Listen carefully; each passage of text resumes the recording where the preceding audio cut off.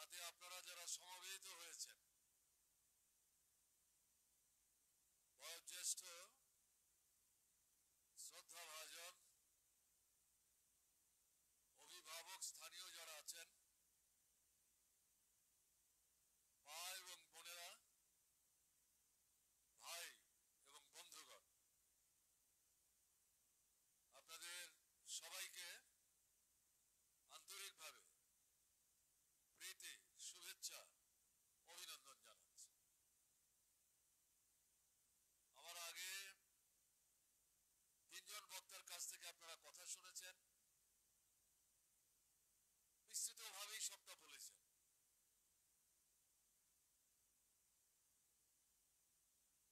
এই বিষয়ের উপর বলতে গেলে একই কথার পুনরুক্তি হবে, তাতে আপনারা ভারাক্রান্ত বোধ করবেন। স্বভাবতই আলোচিত বিষয়ের উপর আমি নতুন করে কোনো কথা বলবার চেষ্টা করব না। সংক্ষেপে দু একটি বিষয় গভীরে গিয়ে উপলব্ধি করার জন্য হয়তো আমাকে উল্লেখ করতে হবে, এর বাইরে অন্য বিষয় নিয়ে আমি কথা বলার চেষ্টা করব।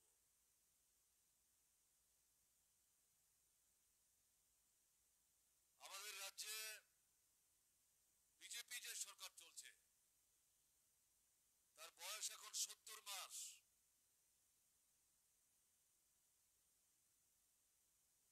কাগজে পত্রে সরকার আছে, প্রকৃত অর্থে সরকারটা কোথায়? কাজ নাই, রোজগার নাই, অর্ধাহার, অনাহার, অনাহার মৃত্যু, সন্তান বিক্রি, আত্মহত্যা, কাজের সন্ধানে রাজ্যান্তরিত হওয়া, কাজের জায়গায় মৃত্যু মুখে পতিত হওয়া, সেই সন্তানের নিষ্প্রাণ দেহ বাড়িতে ফিরিয়ে আনবার ক্ষমতা নাই মা বাবার, সেখানেই সমাধিস্থ হচ্ছে। কিসের সরকার?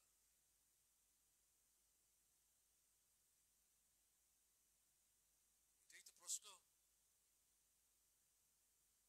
বামফ্রন্ট সরকারের সময় এরকম ছিল, কংগ্রেস রাজত্বে ছিল। বামফ্রন্ট সরকারে আসার পর এই জিনিস বন্ধ করেছে। এগুলো অতীত ইতিহাসের ঘটনায় পর্যবসিত হয়েছে। এই 70 মাসের বিজেপি সরকার, তারা আসার পর সেই জিনিসগুলো আবার এই ত্রিপুরায় তাদের দৌলতে ঘটে চলেছে। কিসের সরকার এটা?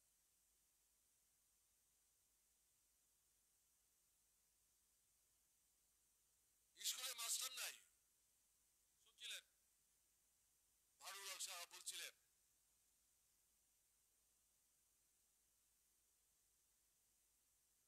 ক্লাস হয় না, পরীক্ষা দিতে হবে। যাদের টাকা পয়সা আছে তারা 5 জন 6 জন 7 জন প্রাইভেট মাস্টার রেখে স্কুলে যেহেতু ছেলে মেয়ের পড়া হয় না, তাদের ছেলে মেয়েদের পড়াবার ব্যবস্থা করছে। আবার আপনার ছেলে মেয়ের কি হবে? আমরা তো গরিব, মধ্যবিত্ত, নিম্নবিত্ত, নুনান্তে পান্তাপুর হয়।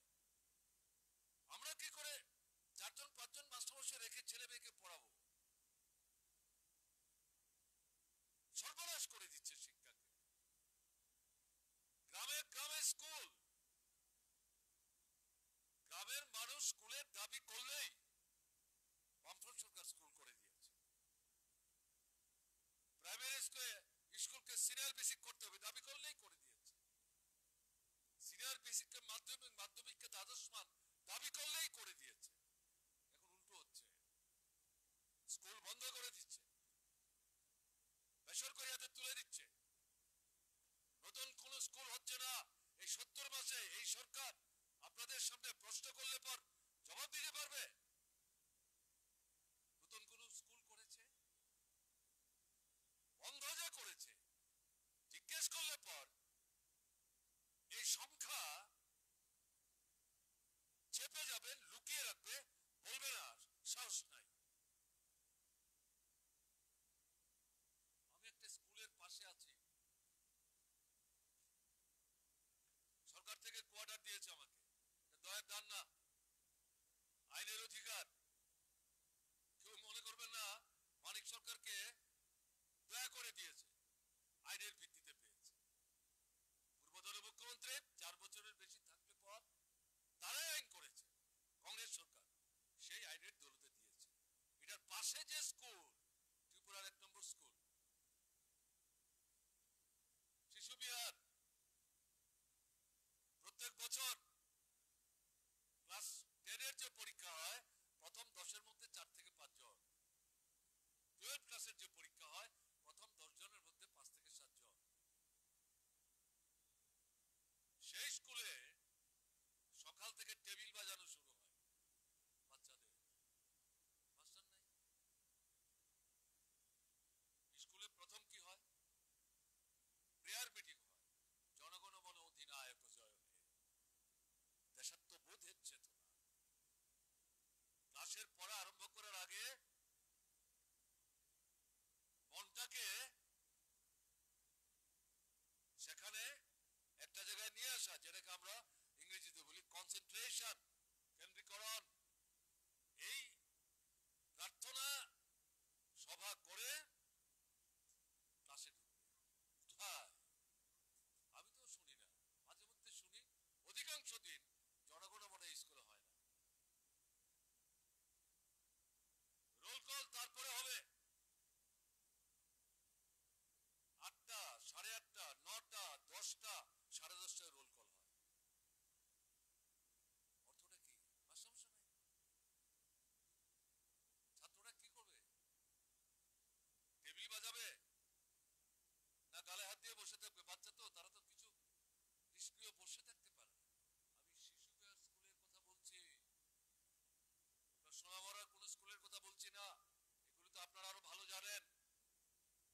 খবর নিলে কি বলছে? মাস্টারমশাই নাই। কি সরকার চালাচ্ছে? লজ্জা করে না? নির্লজ্জ। অধিকাংশ স্কুলে হেডমাস্টারমশাই নাই। যে যোগ্যতা, দক্ষতা, সিনিয়রিটির ভিত্তিতে প্রধান শিক্ষকের দায়িত্বে বৃত হবেন, প্রমোশনই দিচ্ছে না। কলেজ,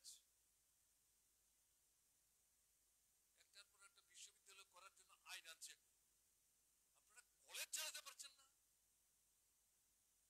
26টা 27টা কলেজের মধ্যে অর্ধেকের বেশি কলেজে প্রিন্সিপাল নাই, সাবজেক্ট টিচার নাই। আপনি তো আপনার ছেলে মেয়েকে পাঠিয়ে নিশ্চিন্ত, বিএ পাস করলেই চাকরি। আরে পরীক্ষা দিয়ে পাস করতে হবে তো। পরীক্ষা দিতে গেলে পর কলেজের যে বিষয়টা নিয়ে এসে ভর্তি হয়েছে, এটার উপর ক্লাস হতে হবে তো। ক্লাস করার জন্য অধ্যাপক চাই তো। কোথায় অধ্যাপক? প্রিন্সিপাল নাই, অধ্যাপক নাই। কিসের সরকার চলছে? কিসের ইউনিভার্সিটি তৈরি করার জন্য নতুন আইন আনছেন?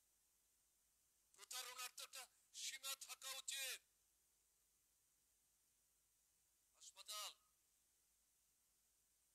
বলছিল রতন সাহা, গ্রামে গ্রামে হাসপাতাল। এখন কি করছে এই সরকার? ডাক্তার ত্রিপুরার মেডিকেল কলেজ থেকে পাস করে বসে আছে, কয়শো, কাজ নাই। অথচ হাসপাতালে ডাক্তার কম। নার্স এই ত্রিপুরাতে পরে যাতে পাস করে নার্সের চাকরি করতে পারে, বামফ্রন্ট সরকারের আগে ছিল না। বামফ্রন্ট সরকার আসার পর মেডিকেল কলেজ, ডাক্তার তৈরির কলেজ, নার্স ইনস্টিটিউশন, নার্স তৈরি করার প্রতিষ্ঠান এবং প্যারামেডিক্স, স্বাস্থ্যকর্মী। শুধু ডাক্তার দিয়ে হাসপাতাল চলে না। ডাক্তারের সঙ্গে নার্স চাই, ডাক্তার নার্সের সঙ্গে স্বাস্থ্যকর্মী চাই। এই তিনটা মিলে হাসপাতালের প্রধান পরিকাঠামো। সবগুলো কংগ্রেস আমলে না, বামফ্রন্ট সরকারের সময় আমাদের রাজ্যের ভেতর থেকেই পড়াশোনা বাইরে না গিয়ে আমাদের ছেলেরা মেয়েরা যাতে ডাক্তার হতে পারে, নার্স হতে পারে, স্বাস্থ্যকর্মী হতে পারে, তার ব্যবস্থা হয়েছে। শত শত পাশ করে বসে আছে, কাজ নাই, অথচ হাসপাতাল চলছে না।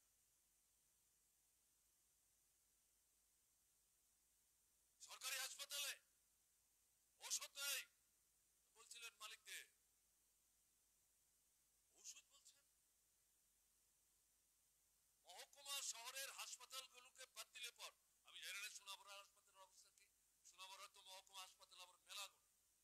সোনামুড়ায় আমরা যে হাসপাতালটা তৈরি করেছিলাম, যদিও একটা মহকুমায় তো দুটো মহকুমা হাসপাতাল হয় না, অনেক আগে সরকার সিদ্ধান্ত নিয়ে মেলাগড়ের হাসপাতালকে মহকুমা হাসপাতাল করেছেন।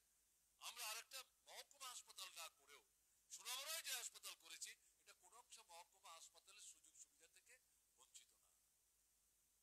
এখানে হচ্ছে, আপনারা সবচেয়ে ভালো জানবেন,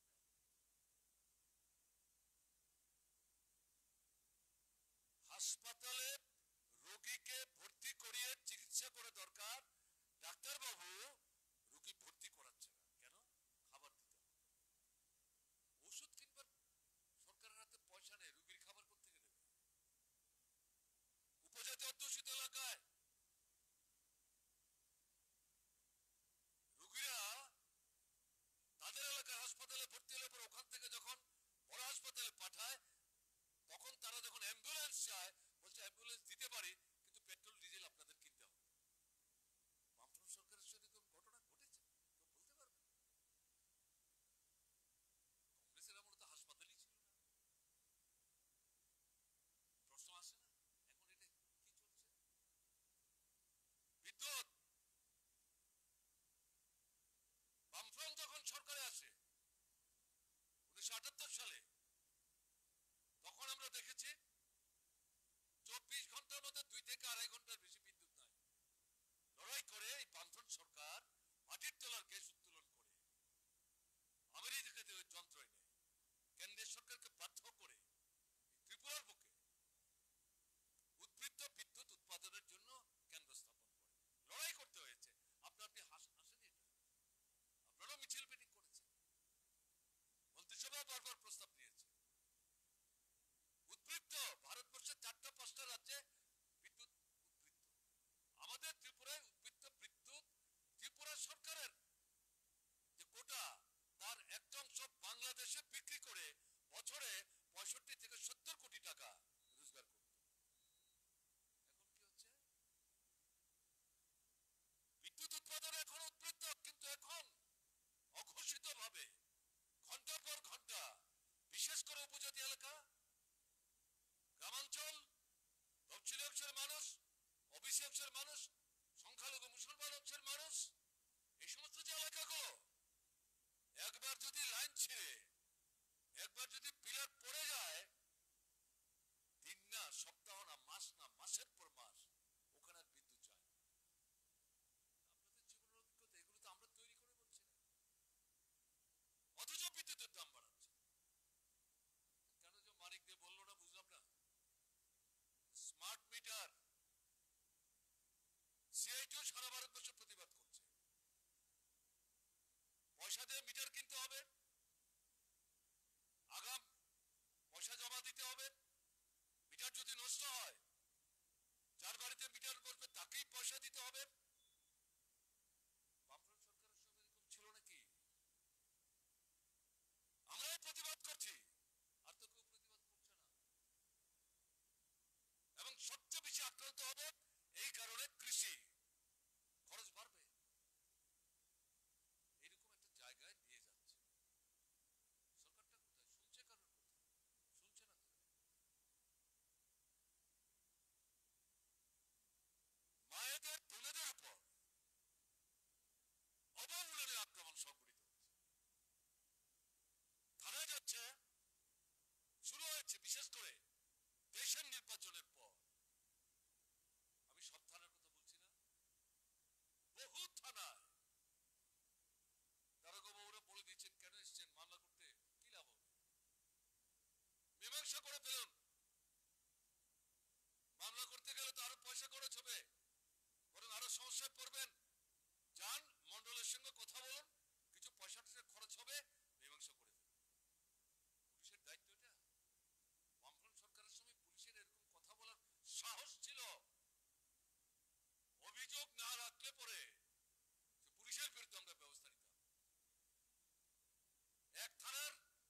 থেকে আরম্ভ করে সর্বশেষ পুলিশ কর্মীরা সবাইকে আমরা বদলি করে দিতাম। আগরতলায় মহিলা থানার ক্ষেত্র এরকম ঘটনা আমাদের ঘটাতে হয়েছে, দায়িত্ব নিয়ে বলছি। এখন কোথায় যাচ্ছে এটা? কি সরকার? চরম অরাজকতা চলছে। আপনারা শুনছিলেন মানিক দে বলছিলেন নেশার কথা,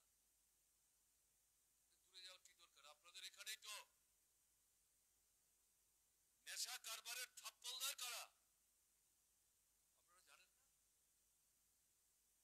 কার গাড়ির চাপায় ট্রাইবেল পুলিশ অফিসারটা পিষ্ট হয়ে মৃত্যু মুখে পতিত হয় ট্রাইবেল অফিসার। একে তাকে ধরছে মূল যে ডাকাত অপরাধী, যেহেতু নেতা নেত্রীর আত্মীয়, তার কেশাগ্র স্পর্শ করছে না। অরাজকতা। সোনাবরের মানুষ জানে না, জানার কোনো কথা না। এই যে পরিস্থিতি চলছে, রেগা 94 দিন তুলেছিলাম আমরা, এখন 30-32 দিন। এটাও বন্ধ হবে। যদি 2024-এ আমার আপনার ভুলে বিজেপি আবার সরকার আসতে পারে, ঘোষণা না দিয়েই রেখা পুরো বন্ধ করে দেবে। এখন তো বন্ধের কিনারায় নিয়ে গেছে। কোথায় 94 দিন? 30-32-এ নেমে এসছে। মন্ডলের লোকরা কাজ না করে নাম ঢুকিয়ে আপনি পরিশ্রম করে আউটপুট দিচ্ছেন, আপনার থেকে মজুরি লুট করে নিয়ে চলে যাচ্ছে। টুয়েপের কাজ ভারতবর্ষের মধ্যে ত্রিপুরা বামফ্রন্ট সরকার চালু করেছে, অন্য কোনো জায়গায় নাই। রেগারা তোলে কাজ কোথায়? আজকে আমি আসবার সময় ডেলি দেশের কথা পত্রিকা পড়ে এসেছি। মোহনপুর, ওখান থেকে একজন মন্ত্রী আছে, তাকে প্রগল্ভ মন্ত্রী বলে, অর্থাৎ কথা বেশি বলে, প্রয়োজনে অপ্রয়োজনে, অপ্রাসঙ্গিক। এই ভদ্রলোকের এলাকা বলছে কয়েকদিন আগে অনেক দিনের পর টুয়েপের কাজ দিয়েছে 10 দিন। যেই জায়গায় কাজ দিয়েছে তাদেরকে বলেছে, যাদেরকে কাজ দিয়েছে তোমাদের কাজ টাজ করতে হবে না। তাহলে কি করে পয়সা পাবো? সব পয়সা পাবে। কি করতে হবে? তুমি যে এলাকায় আছো সেই এলাকায় যিনি কমিশনার, তারা সব বিজেপি, ভোট হয়নি তো, ওখানে গিয়ে স্বাক্ষর করবে যে তুমি টাকা পেয়েছ, আর মজুরির টাকা হাতে পাওয়ার আগে যার কাছে তুমি স্বাক্ষর করে আসলে তার এলাকাতে কাজটা হওয়ার কথা, তাকে মাথা পিছু 126 টাকা করে দিতে হবে। তাতে হিসেব বেরিয়েছে এর মধ্যে এই পদ্ধতিতে বিজেপি শাসিত মোহনপুরের নগর পঞ্চায়েত 26,000 টাকা তাদের কমিশনাররা রোজগার করেছে। কাজ নাই, তাহলে বাকিটা কি হবে? এই যে কমিশনাররা বিনা কাজে টাকাটা লুট করবে। 26,000 কিন্তু বাইরে, মূল কাজের যে টাকা রেগার মতো টুয়েপের ক্ষেত্রে তাই চলছে নাকি? উন্নয়নের কাজ কোথায়? আমি বলছি বিশালগড় থেকে আপনার সোনামুড়া হয়ে বিলুনিয়া যাওয়ার যে রাস্তাটা, এটার অবস্থাটা কি? গাড়ি চলতে পারে? নজর আছে কারো? আমি একটা রাস্তা বললাম, সোনামুড়া মহকুমা বলে। আপনাদের গ্রামের ভেতরের রাস্তাগুলির চেহারা কি আপনারা ভালো জানেন। এ তো রাস্তার চাল তৈরি করেছিল বামফ্রন্ট সরকার।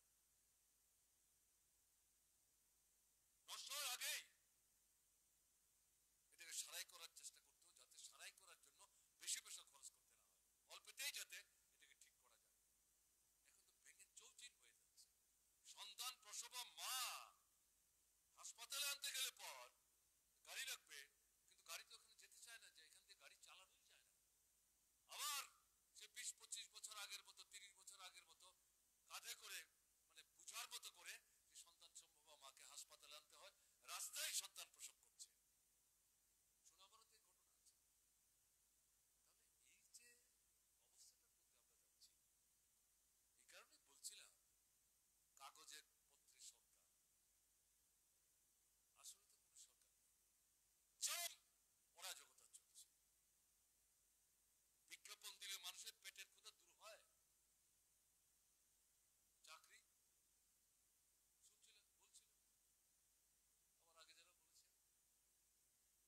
দেশেই চাকরি নাই, ত্রিপুরায় কোত্থেকে চাকরি? আর এখানে ইন্টারভিউ নিচ্ছে, ফল ঘোষণা করছে না, ফল ঘোষণা করছে, অ্যাপয়েন্টমেন্ট লেটার দিচ্ছে না। যে চাকরিতে ফল ঘোষণা করছে, কিছু লোককে অ্যাপয়েন্টমেন্ট লেটার দিচ্ছে, তারা ত্রিপুরার না, তারা বাইরে তৃতীয় শ্রেণীর কর্মচারী, চতুর্থ শ্রেণীর কর্মচারী। এটা আইএস, আইপিএস, আইএফএস ত্রিপুরায় নাই, বাইরে থেকে আনতে হবে। করণিকের কাজ, চতুর্থ শ্রেণীর কর্মচারীর কাজ, এগুলি করার জন্য ত্রিপুরায় লোক নাই। এগুলির জন্য বিএমএ পাস করতে হয়, টাকার বিনিময় হয়েছে, ঠিকানা লুকিয়ে রাখছে। এরকম একটা জায়গায় চলে যাচ্ছে, লুটের রাজত্ব চলছে। দুটা চারটা পাঁচটা কাজ যখন পিডব্লিউডি বা অন্য কোনো দপ্তরের মাধ্যমে করার চেষ্টা করে, সেখানে টেন্ডার জমা দিতে যাওয়ার আগে মন্ডলের লোকদের টাকা দিতে হয়। টেন্ডার পাওয়ার পর মাঠে নামার আগেই মোট টেন্ডারের টাকা হিসেব করে 10%, 12%, 13% সে কন্ট্রাক্টরকে বলছে আগে এটা দেবেন, তারপরে কাজ শুরু করবেন। কন্ট্রাক্টর বলবার চেষ্টা করছে, আরে আমি তো কাজই আরম্ভ করতে পারলাম না। বলে সেটা আপনি বুঝবেন, এই টাকা না দিলে কাজ আরম্ভ করা যাবে। তৃতীয় প্রশ্ন, যখন বিল পাস হবে তারপর আরেক প্রশ্ন, কি চলছে? ঠিকাদারের কথা বলছি, দোকানিদের অভিজ্ঞতা কি? একই অভিজ্ঞতা। চরম সরকার দুর্নীতি সমর্থক হয়ে গেছে। অন্যভাবে এই সরকারকে দেখবার চিন্তা করার কোনো সুযোগ নেই। আমাদের রাজ্যে হিন্দু, মুসলমান, বৌদ্ধ, খ্রিস্টান একসাথে মিলেমিশে ছিলাম। হিন্দুর অনুষ্ঠানে মুসলমান, বৌদ্ধ, খ্রিস্টান, মুসলমানদের অনুষ্ঠানে হিন্দু, বৌদ্ধ, খ্রিস্টান সবাই মিলেমিশে আমরা অংশগ্রহণ করতাম।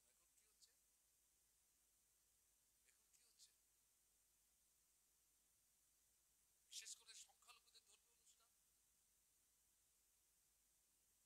নির্বিঘ্নে, নির্ভয়ে অনুষ্ঠানই করতে পারছেন। আপনাদের এখানকার অভিজ্ঞতা কি? এই পূজার সময় আগে ঈদের যে উৎসব, সরকার কোনো উদ্যোগই নিল না। গোলমাল বাধাবাড়ি চক্রান্ত ছিল। মার্কসবাদী কমিউনিস্ট পার্টি এর মধ্যে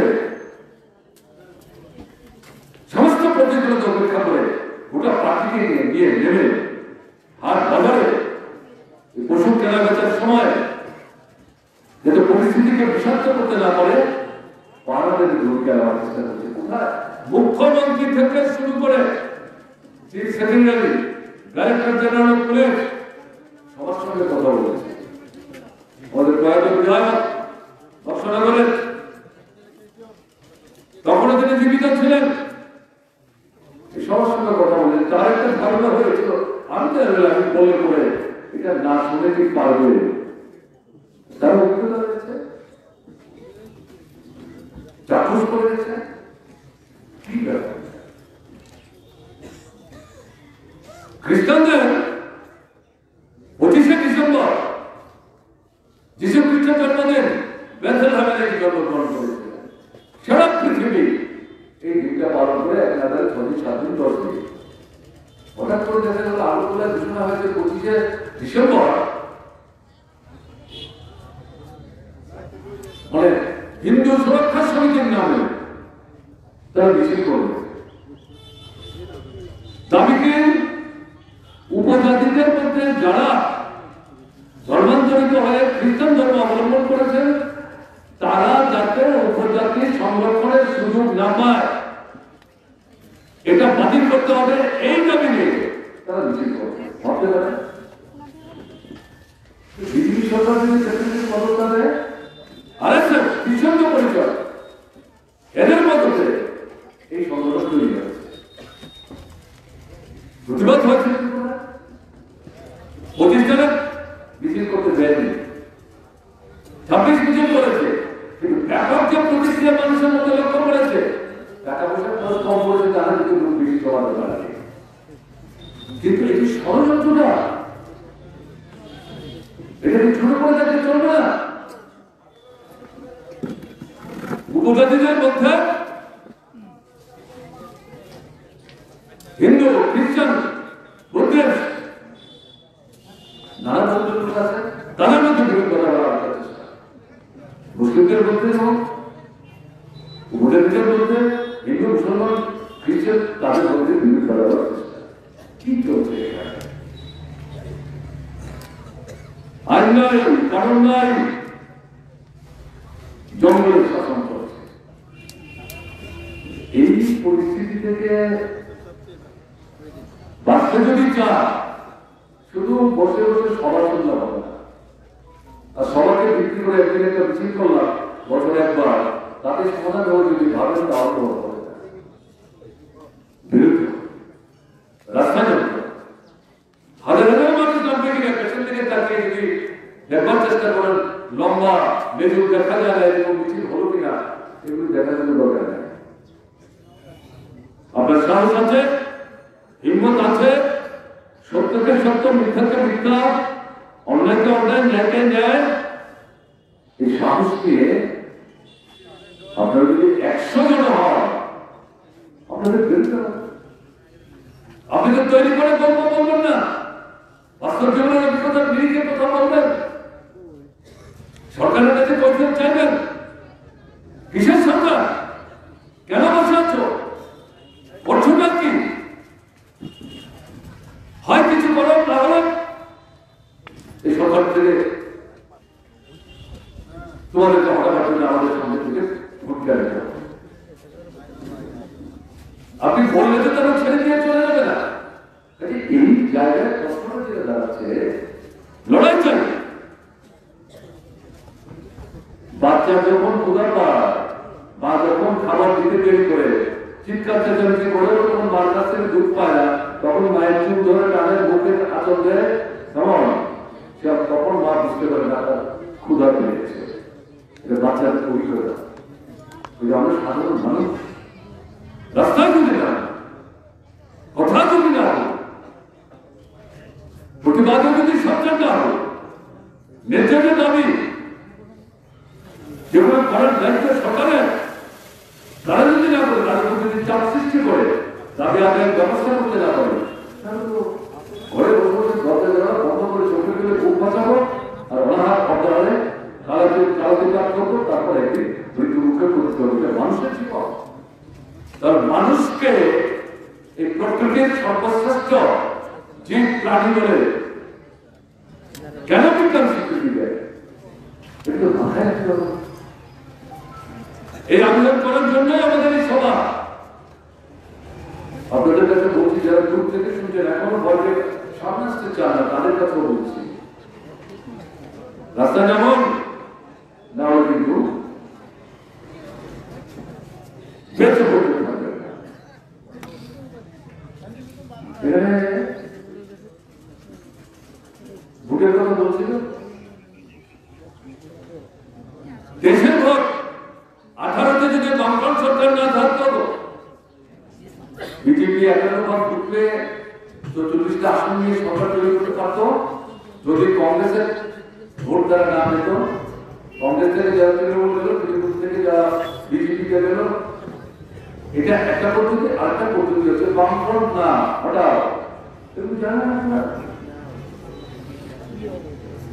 বামফ্রন্ট সরকারটা যদি বিজেপির মতো গণতন্ত্র হরণ করতো পারত, 18 নির্বাচনে বিজেপি সরকার আসতে বামফ্রন্ট এই পদ্ধতি অনুসরণ করে না। তারপর থেকে দেশের বিধানসভা নির্বাচন পর্যন্ত, পঞ্চায়েত, নগর পঞ্চায়েত, এডিসি, লোকসভা, বিধানসভা, কোঅপারেটিভ, কলেজ, বিশ্ববিদ্যালয়, ছাত্রদের সংসদের নির্বাচনই তুলে দিয়েছে। আমি সেগুলো মেনে নেব না। কোন জায়গায় প্রকৃত ভোটার স্বাধীনভাবে নির্বিঘ্নে যাকে খুশি তাকে সে ভোট দিতে পারছে না। পঞ্চায়েতের নগরে প্রার্থিতা করে দেবে। এডিসি নির্বাচনে অনেক জায়গায় প্রার্থী বাধা দিয়েছে, মানুষকে দিতে হয়েছে, বিশেষ করে বিরোধীদের কর্মসূচিতে। এগুলো যারা খবর আনেন তারা জানেন কি হচ্ছে। দেশের নির্বাচন আমরা একটাই স্লোগান দিয়েছিলাম, অরাজকতা চলছে, জনদুশ্মন, এদেরকে সরকারে রাখবেন। ধর্ম নিরপেক্ষতার দৃষ্টিবৃন্দ নিয়ে হিন্দু মুসলমান বৌদ্ধ খ্রিস্টান ঐক্যবদ্ধ ভাবে আমরা আমাদের জীবন সংসার সমাধানের জন্য স্বাধীনভাবে লড়াই সংগ্রাম করতে পারবো। যদি মনে করেন ভুল করবেন, একে ক্ষমতা থেকে হটান। এটা জনমুখী ন্যূনতম কর্মসূচির ভিত্তিতে একটা জনপ্রিয় সরকার তৈরি করার ব্যবস্থা করব। সরাসরি বামফ্রন্ট সরকারই তৈরি করতে হবে, এই কথা আমরা বলিনি। কারণ কংগ্রেসের সঙ্গে আমরা সমঝোতা করেছিলাম, তীব্রতা ছলনা করেছে, শেষ পর্যন্ত ধরা পড়েছে। এই যে নির্বাচন, এই নির্বাচনে মানুষ ভোট দিতে পেরেছে ঠিক মতো, সুনামগঞ্জ সহ ধর্মপুর বিধানসভা কেন্দ্র,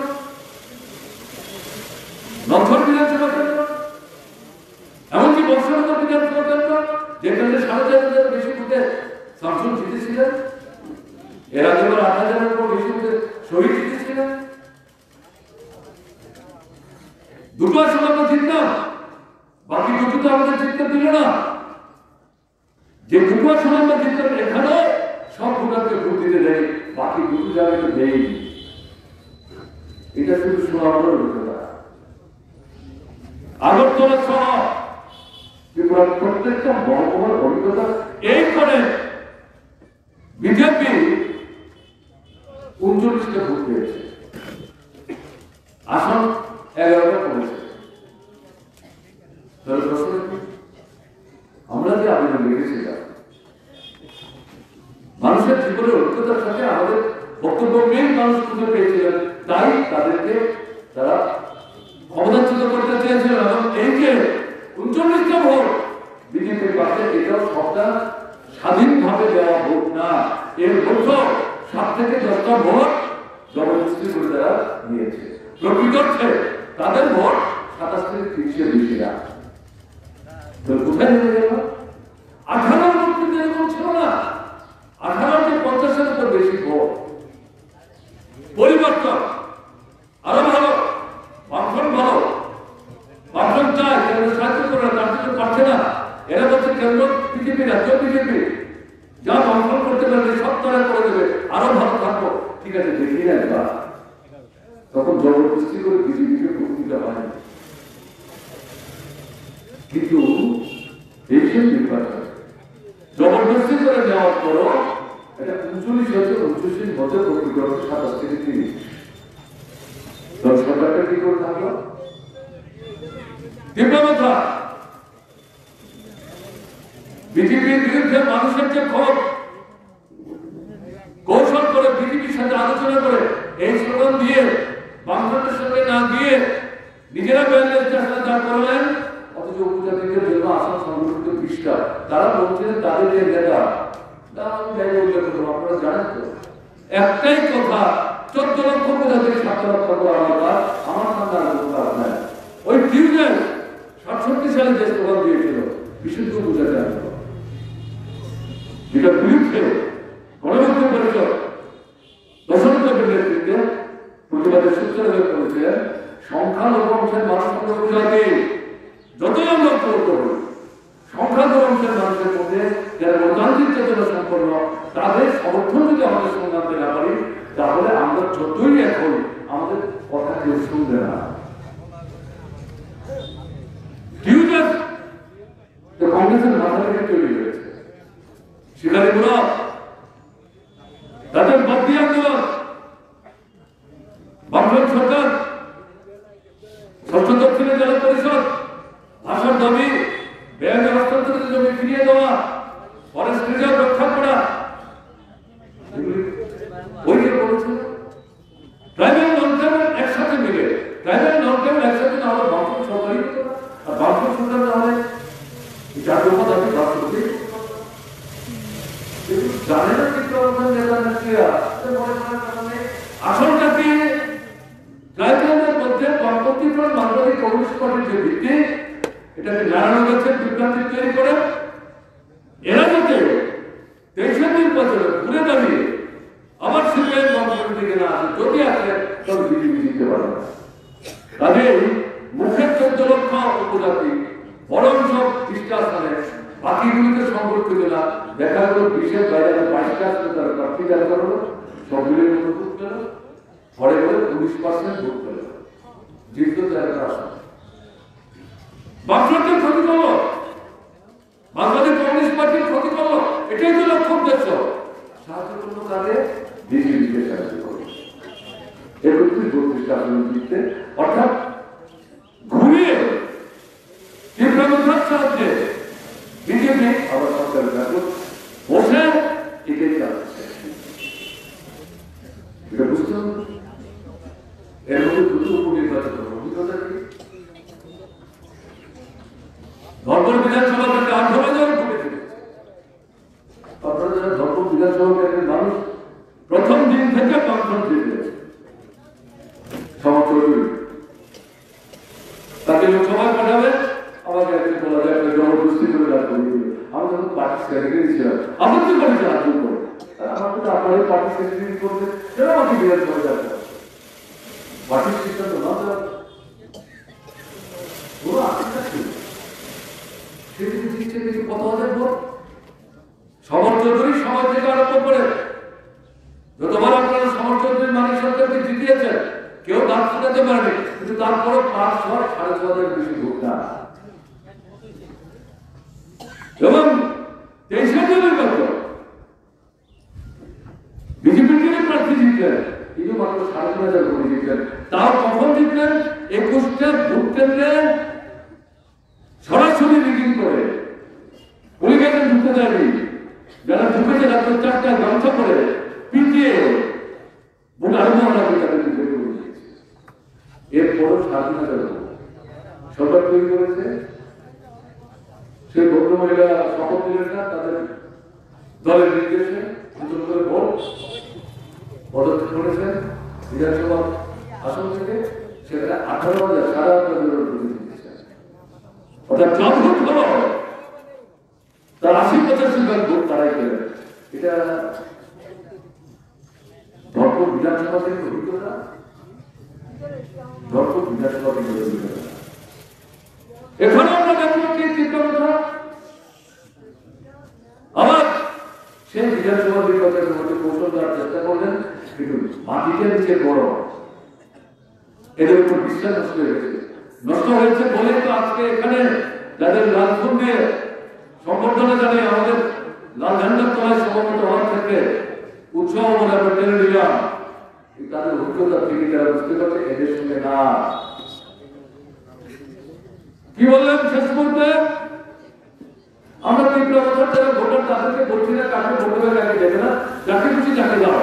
আর নেতারা যে মিটিং করে গেছেন দুজন বাতিল করে সবাইকে বলে গেছেন বিজেপি প্রার্থীকে ভোট সিপিআইকে ভোট দেবে। আমরা জানি না তাদের নেতারা বলছেন আমরা 23 নির্বাচনে 8,000-8,500 ভোট পেয়েছিলাম, ধর্মপুর বিধানসভা কেন্দ্রে তীব্র অবস্থান সব ভোট আপনাদের দিয়েছে। অদ্ভুত কাণ্ড, এত সুশৃঙ্খল পার্টি আপনাদের, ভোট আপনার কিনা, তারা গোলাম নাকি?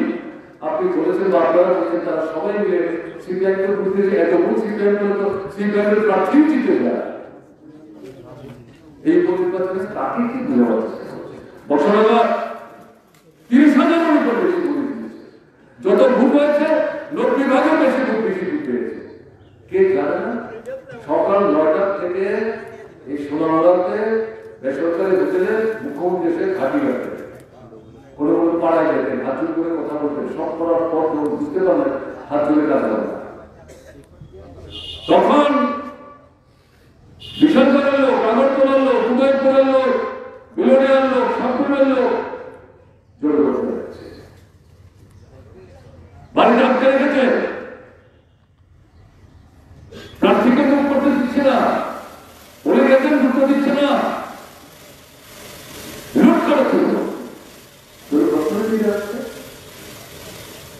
কার নেতৃত্বে? এই সরকার যারা ছিল তাদের নেতৃত্বে। তাহলে এই জায়গায় দাঁড়িয়ে যদি আপনি প্রতিবাদ করতে না করে হজম করবেন আপনার ছেলের কাছে মেয়ের কাছে কি জবাব দেবেন? এটা আপনাদের কাছে সবাই আমাদের প্রশ্ন। কাজে এই পরিস্থিতিতে রাস্তায় নামতে হবে, প্রতিবাদ করতে হবে। চোখ করে থাকলে এরা প্রশ্রয় পাবে। এরা কি মনে করছে? কোন দায়বদ্ধতা নাই। এরা জানে এরা মানুষের ঢুকে দিচ্ছে না, জবরদস্তি করে ভোট দিয়ে প্রলোভন দিয়ে কিছু টাকা পয়সা দিয়ে রাষ্ট্রপতিদের ব্যবহার করে সংখ্যাগরিষ্ঠতা ব্যবস্থা করছে, সরকার চালাচ্ছে। আগে আপনি খেলেন না, মারা যাচ্ছেন না, আত্মহত্যা করছেন না, সন্তান বিক্রি করছেন, এগুলি তাদের কোনো মাথায় উঠে না। আবার 5 বছর পর দেখা হবে। এরা মনে করছেন এই পদ্ধতিতেই ভোট আসবে, মাসুল যারা তাদেরকে ব্যবহার করবো, টাকা দেবো, পয়সা দেবো, আমরা আবার করে আসবো। এভাবে চলে না। নদীতে স্নানের সময় আপনি হাতের বুটাকে জলটা তুলবেন, তুলে ছেড়ে দিয়ে এই জলটা তুলবার আরো যদি চেষ্টা করে এই জলটা কিন্তু পাবেন না। গতিশীল সমাজ জীবন, রাজনৈতিক জীবন, মানুষের অভিজ্ঞতা, ভাবনা চিন্তা, এটা গতিশীল। মানুষ সবকিছু থেকে শিখছেন। তাই বলছি, শিখতে হবে এবং এর বিরুদ্ধে রুখে দাঁড়াতে হবে, রাস্তায় নামতে হবে। দল মধ্যে প্রশ্ন নাই। আমাদের সঙ্গে যেতে চান না, লাল ঝান্ডা আপনারা চান না, আমাদের কোনো আমাদের সঙ্গে যেতে চান, যদি বলেন নিক্ষেপ করো না, লাল ঝান্ডা সব আমরা রাজি আছি। কোন সংযুক্ত নেই। মানুষের স্বার্থ রক্ষা করা এটি আমাদের লড়াই। শোষণ মুক্ত একটা অবস্থা তাদেরকে নিয়ে যাওয়া, এটার জন্যই আমাদের লড়াই। আমাদের পার্টির মধ্যে কে এমএলএ হলেন, কে মন্ত্রী হলেন, কে এমপি হলেন, এর জন্য আমাদের লড়াই না, এর জন্য আমাদের নির্বাচন না। আমাদের মধ্যে কারো কোনো হয়তো কোনো আকর্ষণ থাকতে পারে, কিন্তু পার্টির দৃষ্টিভঙ্গি ভূমিকা নাই। এটা মাথায় রাখতে হবে। বল সমস্যা করতে পারেন যারা, সমস্যা মুক্ত হতে বাঁচিয়ে রাখার জন্য তাদের পাশে দাঁড়িয়ে লড়াই আমাদের পক্ষে থেকে দিতে পারবে। এটা প্রতিটি ঝান্ডা লড়াই। এই পরিস্থিতিতে সামনে থেকে লড়াই করার কোনো রাস্তা নেই। মনে করবেন না শুধু ত্রিপুরাতে আমরা লড়াই করছি, সারা ভারতবর্ষে আহ্বান হয়েছে। শুধু ত্রিপুরাতে আর যাতে এখানে না করে এদের বিরুদ্ধে প্রতিনিধি দুর্যোগ পরিস্থিতি স্লোগান দিয়ে দাবি আদায় করে মানুষের সমবেত করার জন্য আমরা যে আহ্বান রাখছি, সারা ভারতবর্ষ আপনি স্লোগান রাখছে। 28টা রাজনৈতিক দল কি বলছে? বিজেপি থাকবে, জিনিসের দাম কমবে, বেকার চাকরি পাবে, কৃষক ফসলের ন্যায্য দাম পাবে, শ্রমিক ন্যায্য মজুরি পাবে, লড়াই করে অধিকার রক্ষা করতে পারবে, ধনী এবং গরিবের মধ্যে ফারাক কমে আসবে, মায়ের সন্তানের বেঁচে থাকবার জন্য যে খাবার সে পাচ্ছে না, এগুলো পাবে। এটা যদি আমরা মনে করি আমরা ভুল করবো। সাধারণ বছরের অভিজ্ঞতা, এরা বচন ভাগে বিজ্ঞাপনের উপর করছেন, রেডিও, টিভি, সোশ্যাল মিডিয়া, পত্রিকা বড় ব্যবহার করছে। এদেরকে জনগণ থেকে বিচ্ছিন্ন করতে হবে। এরা সরকারে থাকবে, সংবিধান রক্ষা করে যাবে, গণতন্ত্র রক্ষা করে যাবে, ধর্মনিরপেক্ষতার যে মতাদর্শ, ধর্মজাত, রাষ্ট্র সমাজ, রাষ্ট্র সরকারের কোন ধর্ম নাই, কোন বিশেষ ধর্মের প্রতি সরকার দুর্বলতা দেখাতে পারবে না। সব ধর্ম রাষ্ট্রের পক্ষে সমান। রাজনীতির সাথে ধর্মকে মেলানো যাবে না। ধর্মের স্লোগান দিয়ে বিভ্রান্তি তৈরি করে ভোট চাওয়া যাবে না। যদি এই কথা বলে ভোট দেন, জিতলেও মামলা করলে, প্রমাণ করতে পারলে সে পরাস্ত হবে, ভোট বাতিল করবে, আবার নির্বাচন করে দেবে। এটাই ধর্ম। বিজেপি থাকবে, তারা এটাই করছে। এই অবস্থাটা রক্ষা করা যাবে মনে করলে ঠিক হবে না। নির্বাচন কমিশন তার যে স্বাতন্ত্র, এটাকে ধ্বংস করে দিয়েছে। প্রধানমন্ত্রী তার মন্ত্রিসভা তার পছন্দের একজন লোক, সিদ্ধান্ত হলো সংখ্যাগরিষ্ঠের ভিত্তিতে হবে 3/2 প্রধানমন্ত্রী নরেন্দ্র মোদী এবং তার সঙ্গে এখানকার সঙ্গে লোক ছিল না, ছিল chief justice of supreme court, তার নাম বাতিল করে দিয়েছে। তার মানে কি হচ্ছে নির্বাচন কমিশনকে বড় বড় সুপ্রিম কোর্ট আর কোথাও যখন বড় জবাব পাওয়া যায় মানুষ শেষ বর্ষা হিসেবে কোর্টে যায়। এখন কোর্ট কাছারে এগুলোকে বন্ধ করার চেষ্টা করছে। অপছন্দের লোক বিচারক হিসেবে বসাতে চায় না। এবং আমরা লক্ষ্য করছি এই যে বিচার ব্যবস্থা সুপ্রিম কোর্ট সহ বাকি উচিত ফেলে রাজনৈতিক করার যে অনুমতি দিলেন ত্রুটিপূর্ণ। আমরা ক্ষুব্ধ, আমরা ক্ষুব্ধ। কি বললেন কয়েক সময় তিনি রায় দিলেন, ওনারা এদিকে ভালো হলে ঠিক হয়নি 4.5 বছরের ভর্তি অন্যায় হচ্ছে। অন্যায় যদি হয়ে থাকে, কারণের বৃদ্ধি হয়েছে, কারা করেছে, তাদের নাম চিহ্নিত করো, তাদের বিরুদ্ধে ব্যবস্থা না, তাদের জেলখানায় করো, তোমরা কারা করেছে এটাকে ধরতে পারছি না। অর্থটা কি যাও, অর্থটা কি যাও। আমাদের দেশের আইন 1951 সালের পর 1947 সালের পর 15 আগস্টের পর আমাদের দেশের যেখানে যে ধর্মীয় প্রতিষ্ঠান আছে এগুলো যেমন আছে তেমন থাকবে, এগুলো ভাঙা যাবে না, সরানো যাবে না, সুতরাং এই ধর্মের লোকরা নিজেরা মিলেমিশে চিন্তা করে। এই আইন সুপ্রিম কোর্ট থেকে আরম্ভ করে সমস্ত বিচার ব্যবস্থা এখন কি হচ্ছে মানছে এই সুপ্রিম কোর্ট, জেলা যে জজ, আরএসএস, বিশ্বহিন্দু পরিষদ, বজরং দল, যে কোনো মসজিদ দেখে বলছে যা হিন্দুদের মন্দির ছিল, কি করতে হবে? এটা পরীক্ষা করতে হবে, মাটি করতে হবে, দেখতে হবে যে মন্দির আছে কিনা।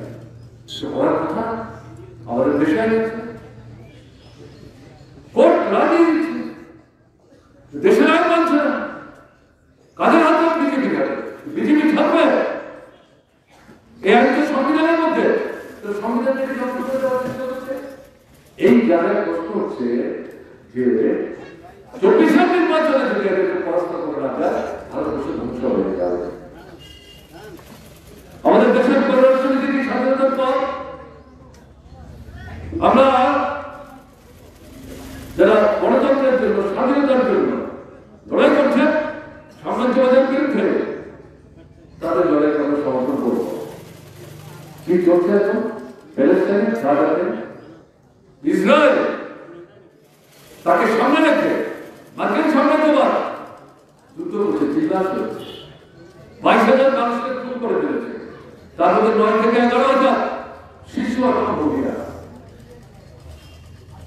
খাবার পাঠাতে পারছে না, ঔষধ পাঠাতে পারছে না, বাচ্চাদের খাবার পাঠাতে পারছে না। লক্ষ্যটা কি? মুসলিমদের শেষ করো। এই জায়গাটা দখল করে মধ্যপ্রাচ্য 6টা-7টা মুসলিম রাষ্ট্র আছে, মাটির তোলার প্রচুর প্রাকৃতিক সম্পদ আছে, তাদেরকে মার্কিন সাম্রাজ্যবাদ বলবৎ করতে পারছে না। এখানটাই ঘাঁটি করতে পারলে পর ভূমিত সাগরকে পেছনে রেখে ওই জায়গাটার উপর খাবার বিস্তার করবে। ভারত সরকার, নরেন্দ্র মোদী দেশের প্রধানমন্ত্রী 24 ঘন্টার মধ্যে যুদ্ধ যখন শুরু হতো তাদের সমর্থন করলেন। আমাদের দেশ স্বাধীনতার পর থেকে কখনো ইসরায়েলকে সমর্থন করে, প্যালেস্টাইনের স্বাধীন বিভিন্ন লড়াই, সে লড়াইকে সমর্থন করছে। এখান থেকেও আমাদের দেশের সরকার নিজেকে সরিয়ে দিচ্ছে। মুসলমান বিদ্বেষ, খ্রিস্টান বিদ্বেষ, কমিউনিস্ট বিদ্বেষ বিজেপি করছে, তারা আমাদের কিছু যায়। আমরা তো বিজেপি বিদ্বেষ জনগণের শত্রু, দুশ্মন, এদেরকে ক্ষমতাচ্যুত না করা পর্যন্ত আমাদের লড়াই চলবে। ভারতবর্ষে শ্রেণী সুসংগত ব্যবস্থা প্রবর্তনের জন্য শ্রমিক শ্রেণীর নেতৃত্বে শ্রমিক, কৃষক, সামাজিক অংশের মানুষ, যার ধর্ম, বর্ণ, সম্প্রদায় নির্বিশেষে শেষে তাদেরকে ঐক্যবদ্ধ করে যে লড়াই, এই লড়াই চলবে। সুশব্দে ক্ষমতার দিকে থাকতে হবে তাকে। এটা ওরা আমাদের বিরুদ্ধে বিশ্ববিদ্যাল করছে, আমাদেরকে শত্রু মনে করছে, এটা আমাদের কিছু যায়। বরং আমরা বলবো আমরা যে সঠিকভাবে তাদের বিরুদ্ধে লড়াই করছি, এরা ভীত সন্তুষ্ট হয়ে আমাদেরকে তাদের শত্রু মনে করছে, এর থেকে প্রমাণিত সত্য আমরা সঠিক করতে আসছি। মানে এরকম একটা জায়গায় দাঁড়িয়ে কথাগুলো সংক্ষিপ্ত পরিসরে বললাম, খুব খারাপ একটা জায়গায় চলে যাচ্ছে। ফলে 28টা রাজনৈতিক দল স্লোগান দিয়েছে, শুধু বিচ্ছিন্ন করলে চলবে না, 24-এর নির্বাচনে তাদের পরাস্ত করতে হবে। কি পদ্ধতিতে? বিজেপির বিরুদ্ধে যে ভোট, বেশিরভাগ ভোট একটা জায়গায় ভাগ যাবে না। বিজেপির লাইন হচ্ছে ভাগ করো, শাসন করো, শাসনের নামে শোষণ করো। এই জায়গাটাতে এই কৌশল নিয়ে বিজেপি যাতে চিনতে না হবে।